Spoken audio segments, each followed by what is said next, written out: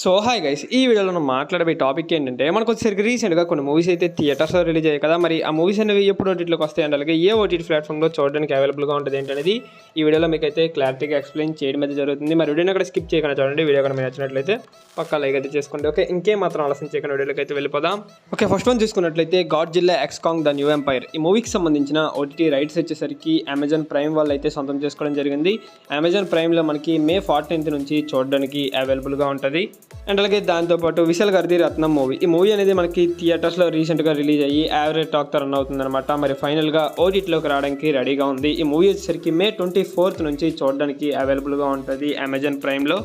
And అలాగే దాంతోపాటు buster the నెక్సల్ story. ఈ మూవీకి సంబంధించిన ఓటీటీ రైట్స్ వచ్చేసరికి G5 వాళ్ళు అయితే సొంతం చేసుకోవడం జరిగింది. ఇది మనకి May 17th నుంచి చూడడానికి అవైలబుల్గా ఉంటుంది G5లో.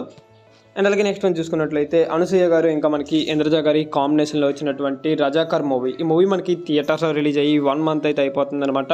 కానీ ఇప్పటి వరకు ఓటీటీలోకి అయితే రాలేదు. ఈ మూవీకి సంబంధించిన ఓటీటీ రైట్స్ వచ్చేసరికి G5 వాళ్ళు అయితే సొంతం చేసుకోవడం జరిగింది. G5లో మనకి ఈ మంత్ లాస్ట్ వీక్ నుంచి చూడడానికి అవైలబుల్గా ఉంటుంది. అండ్ అలాగే గీతాంజలి మళ్ళీ వచ్చింది. ఈ మూవీ మనకి ప్రెజెంట్ ఆహాలో స్ట్రీమింగ్ అయితే అవుతుంది. ఇంకా మనకి ఫాద్ ఫైసల్ గారిది మనకి ఆవేశం మూవీ. ఈ మూవీ ప్రైమ్ వీడియోలో మనకైతే స్ట్రీమింగ్ అయితే అవుతుంది. కాకపోతే ఓన్లీ మలయాళం లాంగ్వేజ్ మాత్రమే.